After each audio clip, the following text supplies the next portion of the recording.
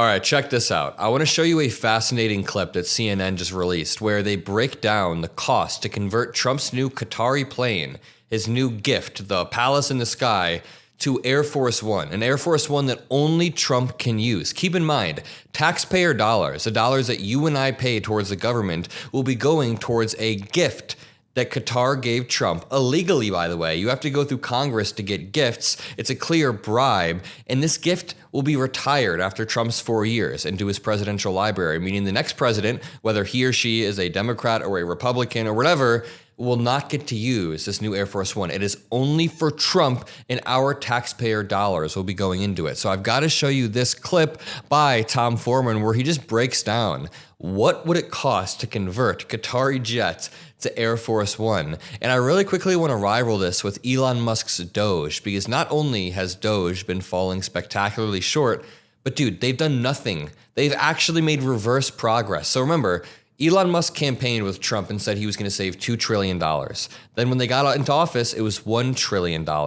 Then they claimed they saved $150 billion. But then when people did studies, the receipts and the ledgers were riddled with errors. Billions and billions and billions miscounted in different places. Receipts and contracts that had already been finished. So they think Elon saved like $40 billion, but then the cost of the operations pausing across the globe. Remember, they hired and fired nuclear stockpile workers. They stopped and then restarted Ebola procedures to keep things clean across the globe and stop it from coming here.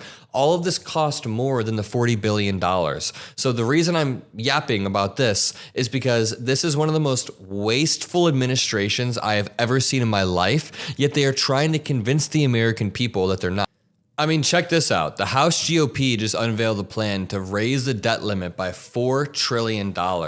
Yet Elon Musk claims to have saved $40 billion to fix the debt crisis. And then he actually cost us money. So let's watch this clip of Tom Foreman on CNN. If you made it this far, by the way, make sure you drop a like. Scroll down and make sure you're subscribed. YouTube keeps unsubscribing people, so double check and let's jump in. Let's look at the capabilities of this unique plane, maybe the most unique aircraft in this country. Look, it has to have highly secure communication systems that nobody can hack into, nobody can read. It needs to have defensive systems to avoid missiles that might be fired at it or any other kind of weapons. The ability to shield against electromagnetic pulse. What that means is every wire in this plane has to be shielded in such a way that it can't be taken out from without, and the capability to refuel in flight. Remember, George W. Bush operated from this plane on 9/11 because that's what you do to make sure you have a safe command center in the sky.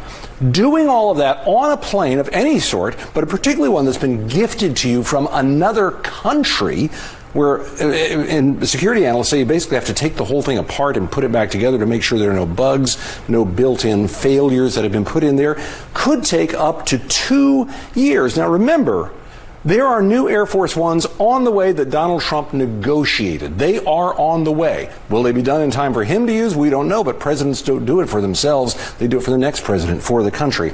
Up to 2 years to do that. And in that time, here's the really key part to bear in mind.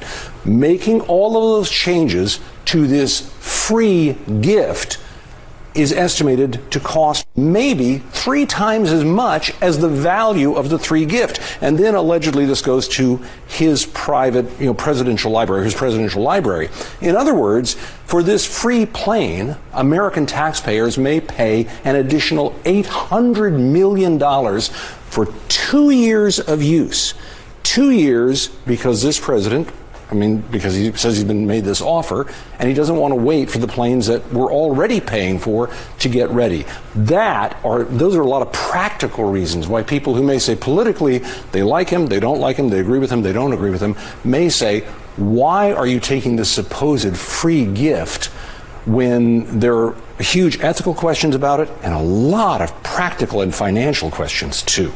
Lord have mercy, it's the most clear quid pro quo I've ever seen. The days before Trump goes to the Middle East, Qatar gifts him a big plane. Trump takes the plane. We don't even know if it's bugged or not. And now he's using all of this waste, fraud, and abuse. He's using taxpayer dollars to try to convert this plane and keep it running for hundreds of millions, billions of dollars he will be spending. And he's going out there flaunting these billions of dollars of investment that he's getting in the Middle East. What about the billions of dollars that it will cost to put in this highly secure communication system or the necessary defense systems in a jet gifted to you by Qatar?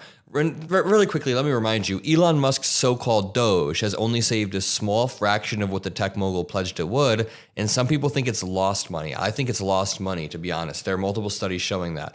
The FT investigation found that the claimed saving numbers are inflated, and the reductions include a stop in spending on contracts that had already been shortened, had expired, were due to expire, had already been cut. Among the claimed savings is $31.8 billion tied to the cancellation or amendment of 10,000 contracts, but the investigation was only able to match the cost reduction in roughly 6,700 of the cases, which is not a good ratio. And the thing is, while all of this is happening, Trump is accepting foreign bribes. You know, some Democrats introduced an impeachment article earlier, and I think that if you're going to do that, you need to be concise. You need to be effective with it. You need to be very, very poignant, and they weren't. They had 7 different reasons. This is the reason right here. Not only is he taking a clear bribe and then acting on that bribe, and he's done this multiple times. By the way, he met with the leader of Syria, and my grandpa was from Syria. He was born there and he moved to the U.S. My dad grew up there, and I'm 25% Syrian. So, I mean, I like the new leader. I'm glad that Assad is gone, but the leader knows how to tickle Trump. And he was like, hey, I'll put a Trump tower in Syria. And Trump immediately lifted the sanctions.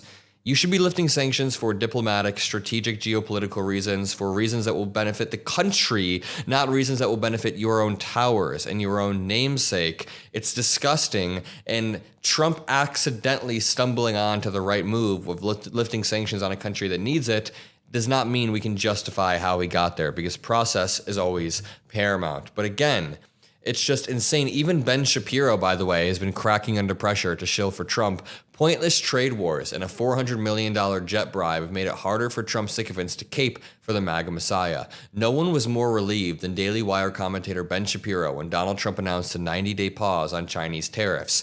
If you guys watch my channel, you'll know some people were annoyed by this, but I covered a lot of Ben Shapiro's content because he was just constantly crying and railing against Trump. Over and over, he was like, "Wah, Trump can't be serious. Trump, please stop. I didn't vote for this." So it was a lot of good content. Shapiro has now been getting a lot of grief in recent days from his audience for even slightly acknowledging the reality that everyone outside the MAGA bubble can see, that Trump is really dumb. And also, the $400 million jet bribe didn't make anything better. Shapiro was also mad about that. Shapiro gets that it's a bad look for Trump to be kicking it on the world's fanciest airplane, as voters watch endless newsreels about his fancy new jet while they get morosely drunk waiting for their flight reports at an airport bar. So even though he's already on eggshells with his snappish fan base, Shapiro waded into Trump criticism again on Monday, saying that, quote, define America first, in a way that says you should take sacks of cash from Qatari royals, he complained on a show. If you want President Trump to succeed,